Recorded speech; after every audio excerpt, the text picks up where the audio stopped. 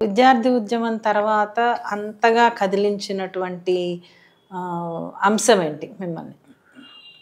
రైతుల సమస్యలు, ప్రధానంగా పత్తి రైతుల ఆత్మహత్యలు. ఖమ్మంలో మాధవరెడ్డి గారి నాయకత్వంలో ఒక పెద్ద ఉద్యమం జరిగింది. ఖమ్మం మయూరి సెంటర్ అంటే బస్ స్టాండ్ దగ్గర పెద్ద కేంద్రం, జిల్లా కేంద్రం. అది ఒక రకంగా hub of the Khammam town and hub of the Khammam district. అక్కడ మిర్చి బస్తాలు పెట్టి తగలబెట్టారు. అది సరైన గిట్టుబాటు రాక అప్పుడు చాలా భయంకర లాఠీ చార్జీ జరిగింది. ఆయన దెబ్బలు తిన్నారు, అందరూ తిన్నారు. అది నాకు బాగా ఇన్స్పైర్ చేసిన ఉద్యమం. తర్వాత ప్రకాశం జిల్లాలో పత్తి రైతుల ఆత్మహత్యలు, సామూహిక ఆత్మహత్యలు, రోజు ఇద్దరు ముగ్గురు చచ్చిపోవటం. అప్పుడు ప్రకాశం జిల్లా పిడిఎస్సి నాయకుడు చిట్టిపాటి వెంకటేశ్వర్లు, శక్తి నువ్వు వస్తే బాగుంటుంది, మేము ఫ్యాక్ట్ ఫైండింగ్ టీం వెళ్తున్నాం అని చెప్పి అన్నాడు. అప్పుడు వరంగల్లో లా చదువుతున్నాను. అప్పుడు మొత్తం ఆ ప్రాంతం అంతా తిరిగాను. 4 రోజులు ఉన్నాను నేను ప్రకాశం జిల్లాలో. అప్పుడు రాసిన ఆ పాట గద్దరన్న చాలా మెచ్చుకున్న పాట. ఇది కలిసి పాడి వినిపించినప్పుడు నా పాటల్లో జన్నాట్య మండలి వాళ్ళు పాడిన పాట కూడా ఇదే. అంటే గొప్ప విషయంగా అనుకునేవాళ్ళం. జన్నాట్య మండలి వాళ్ళు ఒక పాట పాడారు అంటే అది ఒక వేరే సంస్థల నుంచి వచ్చిన గుర్తింపు, అప్లాజ్ అనుకునేవాడిని. అలాగా ఎందుకన్నా కుమిలిపోతావు ఓ పేద రైత, బతుకు లేదని చావబోతావు,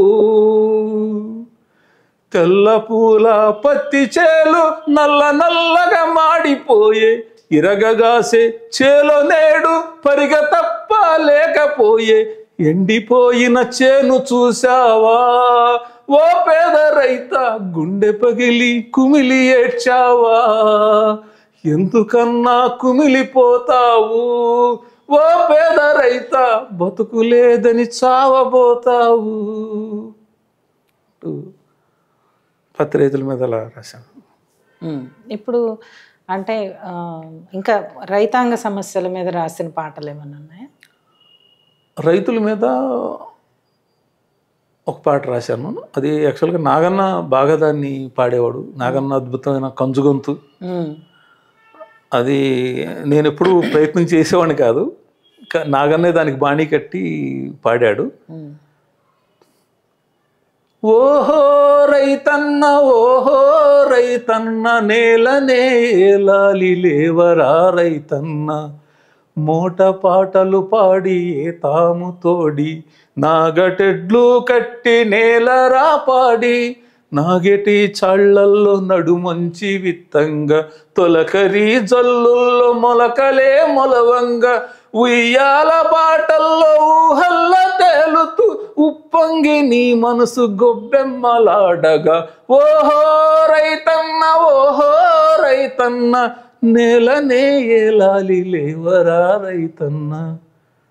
ఆ పాట నాగన్న, అరుణోదయ రామారావు అన్న ఇద్దరు కూడా చాలా బాగా పాడేవాళ్ళు. ఇప్పుడు అంటే విద్యార్థి ఉద్యమంలో కానీ ఆ తర్వాత కాలంలో కానీ మీది ప్రధానమైన పాత్ర పాటల రచయిత, గాయకుడిగా ఉండేదా, లేకపోతే కార్యకర్త అంటే నేను ఖమ్మం జిల్లా పిడిఎస్సి అధ్యక్షుడిగా చేశాను. కొత్తగూడెం రామచంద్ర కాలేజీలో, అది ప్రైవేట్ కాలేజీ మార్వాడీస్ది, దాన్ని నేషనలైజ్ చేయాలని పెద్ద ఉద్యమం చేశాం. 2 సంవత్సరాలు కాలేజీ బాయ్కాట్లు చేసి మామిడి తోటలోనే క్లాసులు. ఈ ఉద్యమానికి ప్రధాన నాయకత్వం శ్రీధర్ సార్ ఉండేవాడు. Osmania university arts college president, తర్వాత గ్రంథాలయ సంఘానికి చైర్మన్గా అయ్యారు తెలంగాణ వచ్చిన తర్వాత. ఆయన నాయకత్వం. నేను అక్కడ నాయకుడిగా, విద్యార్థి నాయకుడిగా నేను ఆ ఉద్యమంలో 2 సంవత్సరాలు చాలా చురుగ్గా పాల్గొన్నాను. నేను, జె వెంకటేశ్వర్లు, రమేష్ కుమార్ మక్కడు, రబ్బు, ఇలా చాలామంది మొత్తం నాయకులందరం కూడా పాల్గొన్నాం. 2 సంవత్సరాలు అసలు కాలేజీకి వెళ్ళలేదంటే మీరు ఊహించండి. అంతకుముందు అసలు ఫస్ట్ ఇయర్ మేము అటెండెన్స్ సరిగ్గా లేకపోతే డిసిప్లిన్ రియాక్షన్ తీసుకునే కాలేజీ. అలాంటి కాలేజీని నేను బిఎస్సి. నా మీద అసలు అనుమానం వచ్చి నువ్వు అసలు 1 year డిస్కంటిన్యూ ఉంది, నీది ఏజెన్సీ ప్రాంతం, నీకు ఎవరైనా నీకు సెక్యూరిటీ నీకు గుడ్ బిహేవియర్కి నీకు బాండ్ ఇస్తే కానీ నేను చేర్చుకుని అన్నాడు ఫస్ట్ నన్ను ప్రిన్సిపాల్. అంటే మా సారు టీచర్ గారిని ఒక ఆయన్ని, మా ఊళ్ళో పనిచేసిన టీచర్ గారిని తీసుకుని వెళ్ళి ఆయనతో బాండ్ రాయించి ఇచ్చాను. ఇచ్చాక నాకు సీట్ ఇచ్చారు. అంటే మెరిట్ ఉంది కాబట్టి, మార్క్స్ ఉండే కాబట్టి ఇచ్చారు.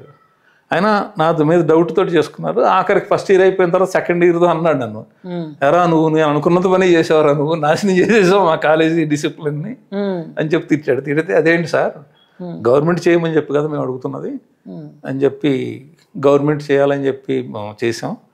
అప్పుడు ఎన్టీ రామారావు గారు కొత్తగూడెం వచ్చారు. గొడవ చేసాం మీటింగ్లో. తమ్ముళ్ళు ఏంటి మీ డిమాండ్ ఏంటి అంటే, ఇలా మా కాలేజీ నేషనలైజ్ చేయాలని అంటే సభలో హామీ ఇచ్చారు. నేను సీఎం అవగానే మీరు రండి నన్ను కలవండి అంటే అంత కాన్ఫిడెన్స్తో ఉన్నారు సీఎం నేను అవుతానని చెప్పి ముందు ప్రచారంలో. అనగానే సరే అయిపోయాక వెళ్ళాము, తెల్లారుజామున కలిసాము. ఆయన పొద్దుట 4 గంటలకు కలిసాం, మధ్యాహ్నం 2 గంటలకు సంతకం చేశారు. అయిపోయింది. Such a great leader. నేను చూసిన వాళ్ళు ఒక మోస్ట్ డైనమిక్, మాట అంటే నిలబెట్టుకున్నటువంటి లీడర్స్లో ఆయన.